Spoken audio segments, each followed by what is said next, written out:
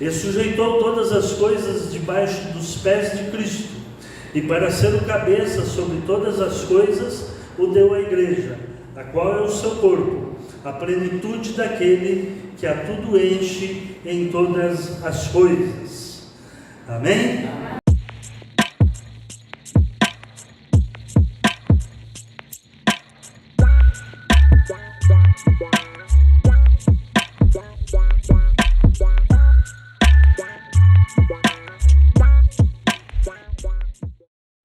Efésios capítulo 1, aí, oração pedindo entendimento espiritual.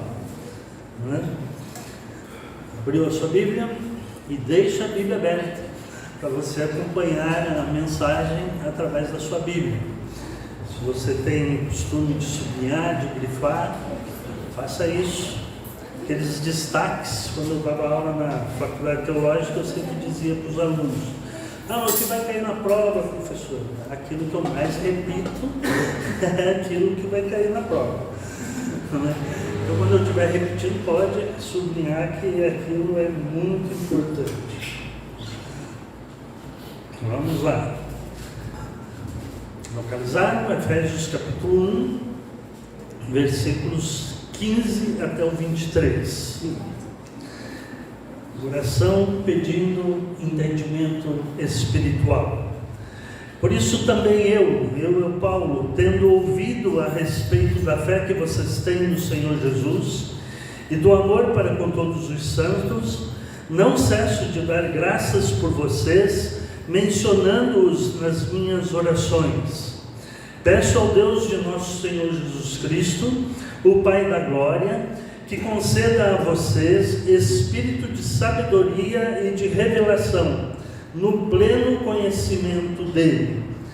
Peço que ele ilumine os olhos do coração de vocês, para que saibam qual é a esperança da vocação de vocês, qual é a riqueza da glória da sua herança nos santos, qual é a suprema grandeza do seu poder sobre nós, os que cremos, segundo a eficácia da força do seu poder.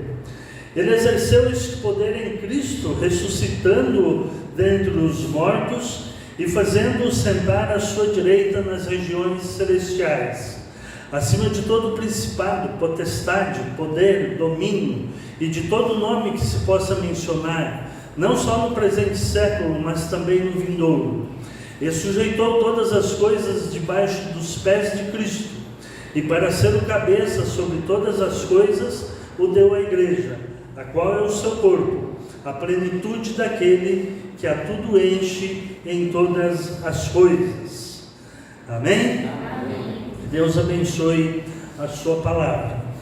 Na semana passada nós vimos sobre os pedidos que Paulo faz, não é? Baseado nessa proposição, que Deus quer que...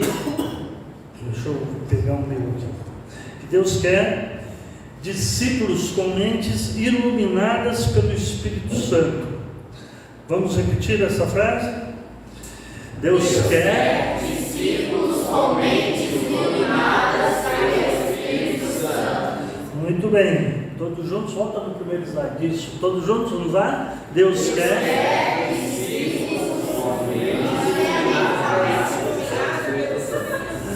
volta, vamos lá. De novo, todos juntos, memorizaram. Todos juntos. Deus quer discípulos com mentes iluminadas pelo Espírito Santo. Memorizaram? Volta lá. Todos juntos. Deus quer discípulos com mentes iluminadas pelo Espírito Santo. Muito bem. E aí nós vimos na semana passada os pedidos que Paulo fez. Paulo disse que não cesso, versículo 16, de dar graças por vocês, mencionando em minhas orações. Peço que o Deus de nosso Senhor Jesus Cristo, o Pai da glória, conceda a vocês o quê? Espírito de falta de... Pode ir para frente. Espírito de mais. Ali. Primeiro, espírito de sabedoria. Segundo, pode ir. Espírito de Revelação, espírito de revelação. E terceiro, conhecimento pleno de Deus. Isso nós vimos na semana passada. E esses são os pedidos que Paulo faz. Daí no versículo 18, ele faz um outro pedido que é muito interessante. Versículo 18: peço que ele ilumine os olhos do coração de vocês, para que saibam qual é a esperança da vocação de vocês e qual é a riqueza da glória da sua herança nos santos e qual a suprema grandeza do seu poder sobre nós os que cremos, segundo a eficácia da força do seu poder. Iluminados os olhos dos vossos corações. É interessante essa expressão, né? Seu coração tem olhos? Não tem, né? Mas a ideia no grego é a ideia de que você tem a mente aberta. Abrir a mente. Né?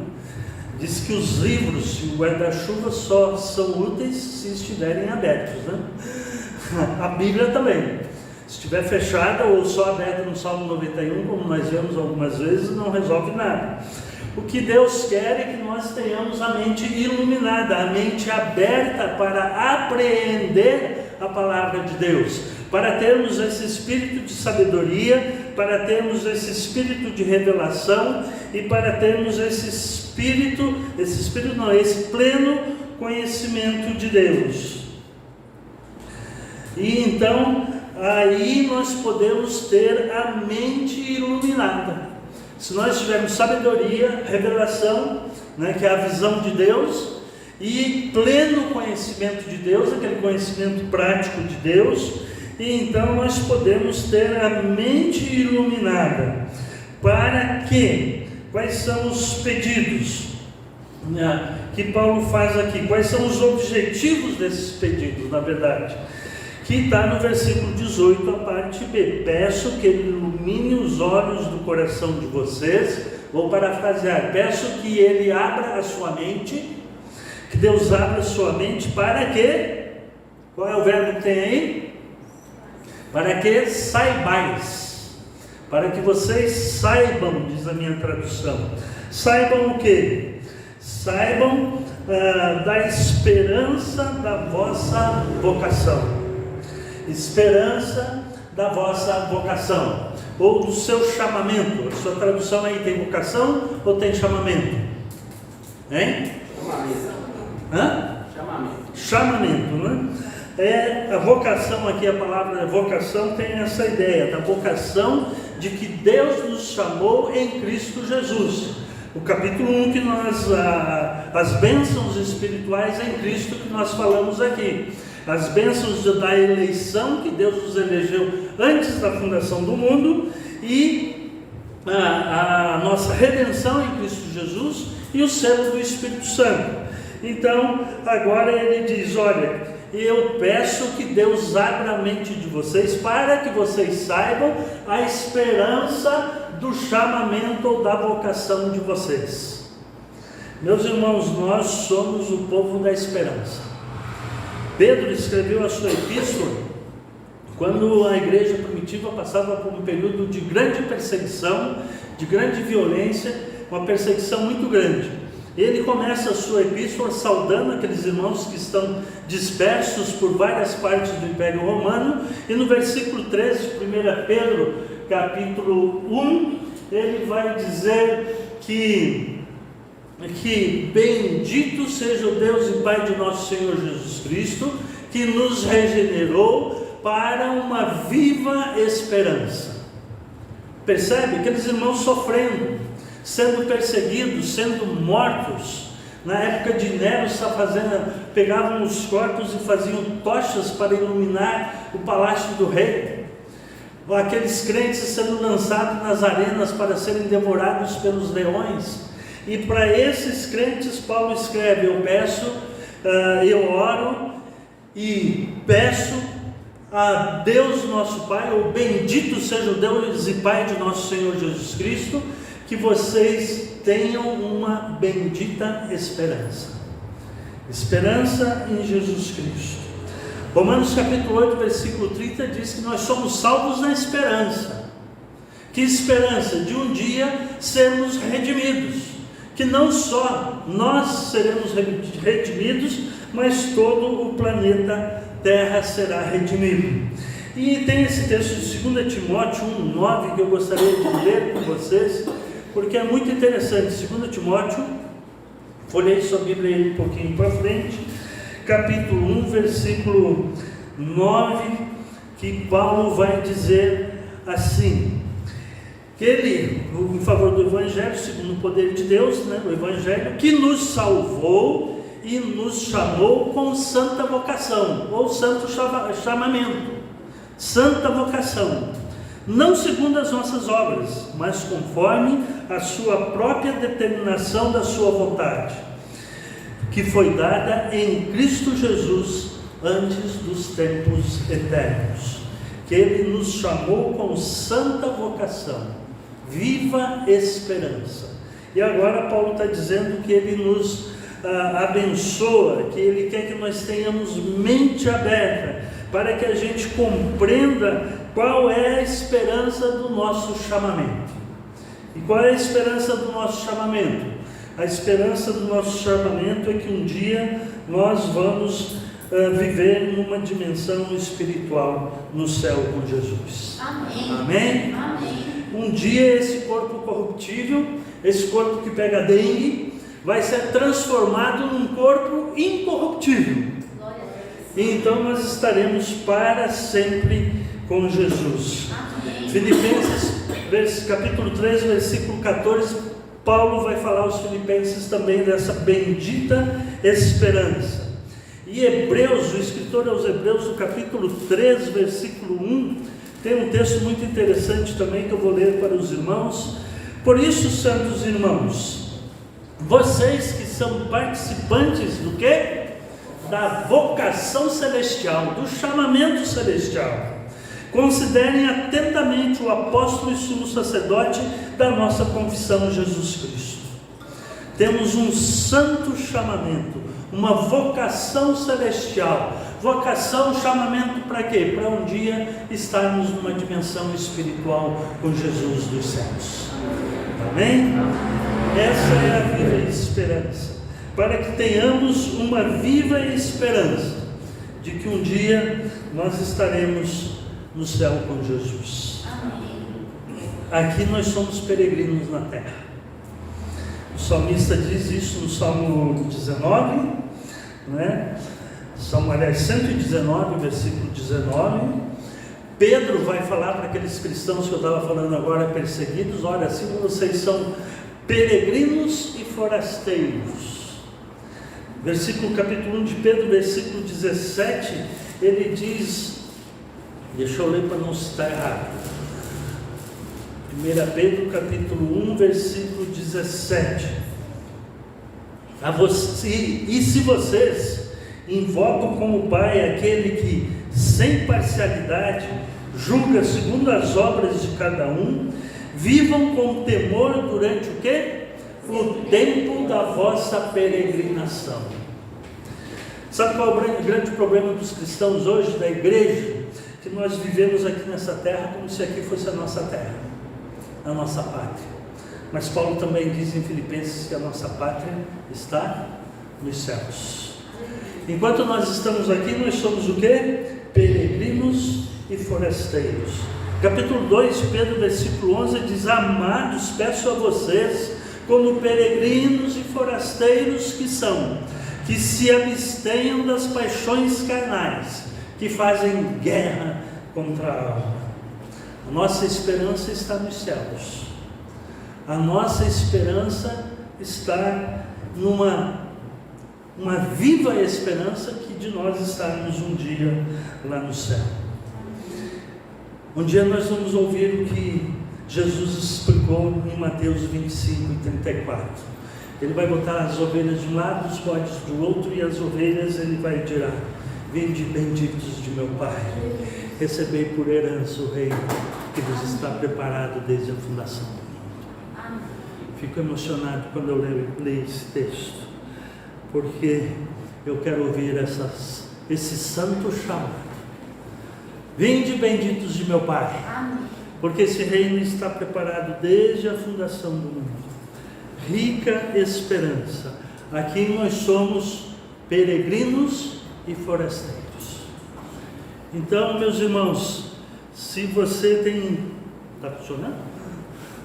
Se você tem colocado a sua esperança só aqui nesta vida, diz Paulo em 1 Coríntios, que nós somos os mais infelizes de todos os homens. Porque a nossa esperança tem que estar em Deus. A nossa esperança tem que estar nos céus. A nossa esperança tem que estar na nossa morada celestial. Que Jesus prometeu, ele disse em João capítulo 14, na casa de meu Pai há muitas moradas. Não se turbe o vosso coração, não fiquem angustiados, não se preocupem, tenham a mente aberta para entender a santa vocação, a esperança da santa vocação, porque na casa de meu Pai há muitas moradas. Amém?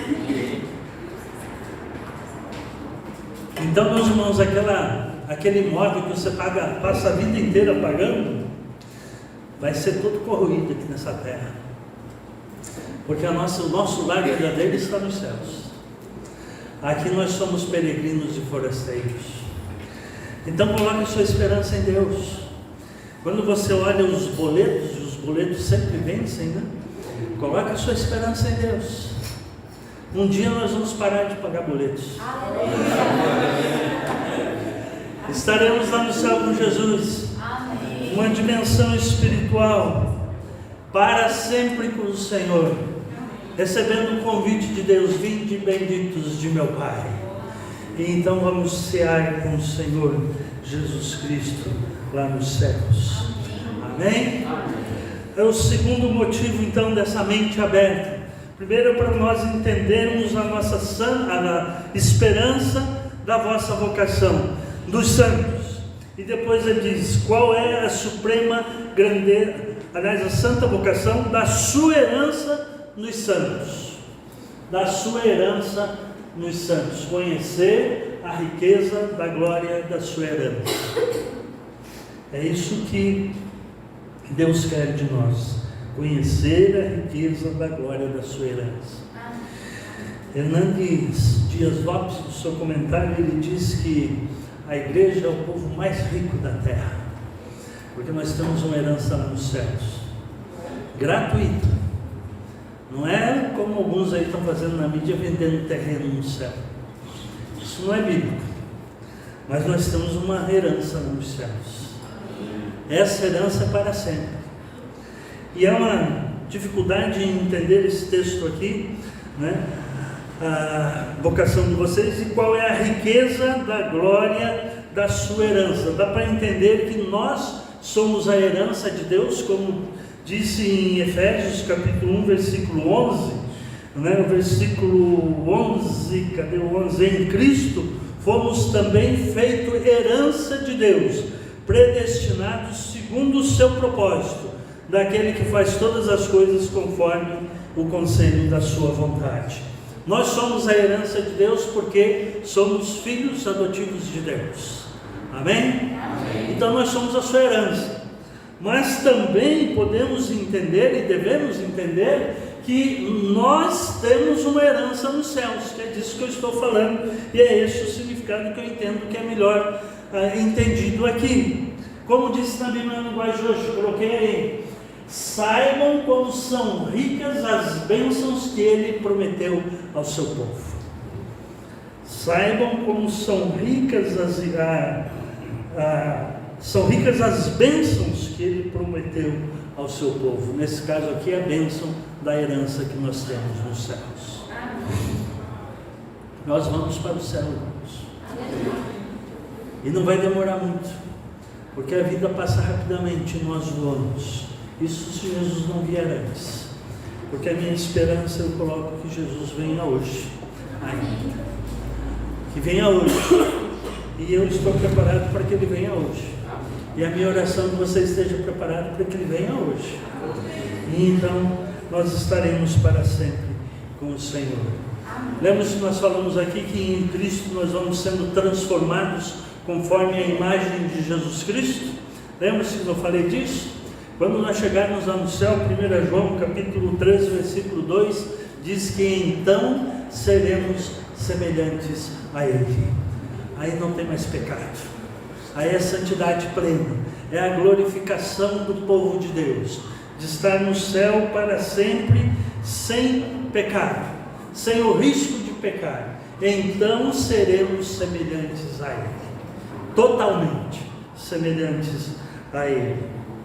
Então, conhecer a grandeza do poder de Deus, mediante o Espírito Santo, próximo, mediante o Espírito Santo que habita no crente, ele pode usufruir do poder de Deus, conhecer a grandeza do poder de Deus. É o terceiro pedido que ele faz, que mediante o Espírito Santo que habita em nós, nós podemos usufruir do poder de Deus e sempre ter vitória no mundo espiritual em Cristo Jesus. Então Paulo pede que nós tenhamos espírito de sabedoria, espírito de revelação, pleno conhecimento de Deus, e que Deus abra a nossa mente para nós conhecermos o poder de Deus que nós temos à nossa disposição. Então ele ora que nós tenhamos uma viva esperança, que nós tenhamos uma herança, que nós compreendamos que temos uma herança nos céus, e para que nós compreendamos qual é a suprema grandeza do seu poder em Cristo Jesus. Você sabia que você tem à disposição o poder de Deus que ressuscitou Jesus dentre os mortos? O povo judeu e os gregos então daquela época não entendiam e não acreditavam em ressurreição.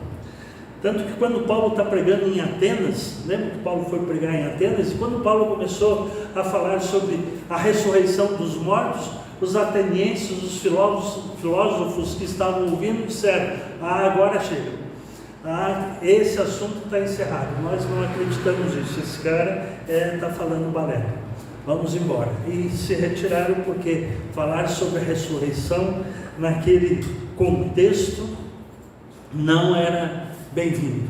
Mas o texto diz que nós temos à nossa disposição, que Deus exerceu esse poder em Cristo, ressuscitando-o dentre os mortos e fazendo-o sentar nas regiões celestiais em Cristo Jesus, nas regiões celestiais. Percebe? Nós temos à disposição o poder de Deus. Então, quando nós somos tentados, e nós somos, quando nós somos provados, e nós somos, sabe a diferença entre provação e tentação? A provação Deus permite, nós sejamos provados, porque Ele quer o quê? Aperfeiçoar a nossa fé. Tiago diz para a gente ter a grande alegria ao passar por várias provações, porque a provação da nossa fé vai nos aperfeiçoar para sermos igual a Jesus Cristo. E a tentação não, a tentação, Tiago vai dizer que é de dentro para fora, que cada um é tentado segundo a sua própria cobiça, que dá à luz o pecado, e o pecado, uma vez gerado, gera a morte. Então, meus irmãos, mediante esse poder extraordinário, Cristo reina no universo, inclusive na igreja, que é o seu corpo, que através deste poder Cristo reina na sua vida. Assim eu espero que Cristo reine na sua vida com esse poder maravilhoso que Ele tem, porque é através desse reino de Deus na vida de nós, através do Espírito Santo que mora dentro de nós, que nós somos capazes à obediência, que nós somos capazes de obedecer. É esse Espírito de Deus, esse poder de Deus que habita em nós, que nos capacita à obediência, que nos capacita a cumprirmos os mandamentos de Deus. Se até para orar é o Espírito Santo que intercede por nós com gemidos inexprimíveis. Leram lá em Romanos? Que nós não sabemos orar como convém, e que o Espírito Santo intercede por nós com gemidos inexprimíveis. Esse poder que Deus tem à nossa disposição, que Deus colocou à nossa disposição, é que Paulo aqui ora para que nós tenhamos a mente aberta, para que nós compreendamos a suprema grandeza do seu poder. A obediência a Deus e o livramento que nós temos dos poderes malignos só é possível porque o Espírito Santo de Deus, porque a Igreja de Deus tem à sua disposição o poder de Jesus, o poder de Deus que ressuscitou Jesus dentre os mortos, mediante o seu Espírito habitando em nós. Só somos capazes da obediência porque o Espírito Santo nos capacita. Porque se for depender de você, de mim, nós não obedecemos. Mas quando nós pecamos, o que acontece? Consciência pesa. E se a sua consciência não pesa quando você peca, você vai ter que rever seu cristianismo. Porque a nossa consciência, se o Espírito Santo habita em você, quando nós pecamos, e nós pecamos, viu? Tem uma linha aí de gente pregando na internet, inclusive, de que o crente não peca mais. Uma vez salvo, não tem mais pecado. Entenderam tudo errado que João quis dizer na sua epístola. Não, nós pecamos sim, somos pecadores, arrependidos, mas somos pecadores. Aliás, podíamos botar uma placa na frente das nossas igrejas: bem-vindo, pecadores. Aqui você está junto em família. Todos somos pecadores, arrependidos sim, redimidos em Jesus Cristo, selados pelo Espírito Santo, mas pecadores. E só somos capazes de obedecer a Deus por causa do seu Espírito que habita em nós. Amém? É esse Espírito que nos capacita, é o Espírito Santo. Por isso aquelas 4 experiências que eu tenho que ter com o Espírito Santo. Primeiro eu tenho que ser selado com o Espírito Santo, ou batizado com o Espírito Santo. Depois eu tenho que manifestar o fruto do Espírito, Gálatas 5, 22, 23. Depois eu tenho que buscar os dons espirituais, os dons do Espírito Santo. E conforme Efésios capítulo 4, cada um de nós temos pelo menos um dom espiritual e precisamos descobrir qual é. E depois nós temos uma 4ª experiência com o Espírito Santo, que é enchei-vos do Espírito Santo. Efésios capítulo 5, 20, se não me engano, né? Enchei-vos do Espírito Santo, porque é mediante esse enchimento do Espírito Santo é que nós somos capazes de obedecer a Deus. E como é que se enche do Espírito Santo? Os irmãos já aprenderam, não aprenderam?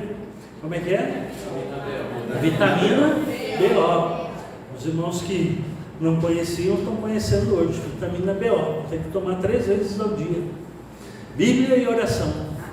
3 vezes ao dia no mínimo. Senão você vai ficar raquítico espiritualmente falando. Vai ficar fraquinho. E vai atrás de qualquer vento de doutrina, conforme Paulo escreveu no capítulo 4 de Efésios, capítulo 5, 4 e 5. Nós precisamos ser firmados na palavra de Deus. E é o Espírito Santo de Deus enchendo-nos. Aliás, tem uma tradução que muda o verbo para voz ativa. Diz: deixai-vos encher do Espírito Santo. Porque Deus é o maior interessado que nós estejamos cheios do Espírito Santo. Porque Deus quer filhos obedientes. Quem é pai e mãe aqui não quer filho obediente? Quem não quer? E Deus então? Deus quer filhos obedientes. E só somos capazes de obedecer porque o Espírito Santo habita no nosso coração. Então Deus quer que você tenha a mente aberta, para que você compreenda, primeiro, a esperança da vossa vocação, do chamamento de vocês, para que você saiba a herança que você tem nos céus, e para que você compreenda a suprema grandeza do seu poder. Não é um poderzinho qualquer, a suprema grandeza do seu poder, o poder extraordinário de Deus.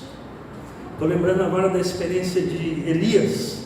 Lembra que Elias, quando estava fugindo da rainha Jezabel, foi lá, Elias teve uma grande experiência com Deus, e isso é bom, nós ficamos animados quando temos uma grande experiência com Deus. Daqui a pouco ela recebe uma mensagem da rainha, ó, assim você fez com os profetas de Baal, vou fazer com você também. Coitado do Elias, fugiu, foi se esconder numa caverna, ficou deprimido, pediu a morte. Senhor, dá-me a morte. Tenho sido zeloso, de todos os profetas só eu fiquei, e ainda procuram tirar a minha vida, né? E daí diz que houve um grande terremoto, mas Deus não estava no terremoto. Aí houve um grande vendaval e vento por todos os lados, nuvens escuras, trovões e etc. E Deus não estava nesse vendaval. E daí veio um silêncio tranquilo, uma brisa tranquila, e Deus estava lá. É o Espírito Santo de Deus que habitava, como diz lá no Gênesis 1, o Espírito de Deus pairava sobre as águas. Lá na praia a gente dizia assim, que o Espírito Santo surfava sobre as águas. Percebe? É esse Espírito que habita em você. É esse Espírito que quer que você seja santo. É esse Espírito que nos capacita a sermos obedientes à palavra de Deus. Se me amais, o que Jesus ensinou? Se me amais, guardareis os meus mandamentos. Mediante o quê? A operação do Espírito Santo em nós. Agora, o Espírito Santo só vai atuar em nós se nós então tomarmos vitamina B.O. Bíblia e oração todos os dias. Vamos para os finalmente. Vamos repetir juntos nossa proposição. Deus quer discípulos com mentes iluminadas pelo Espírito Santo. Para quê? Para que você tenha espírito de sabedoria, para que você tenha espírito de revelação, para que você tenha pleno conhecimento de Deus, para que você entenda a esperança da vocação, do chamamento de vocês, para que você entenda que tem uma herança nos céus, e para que você entenda a suprema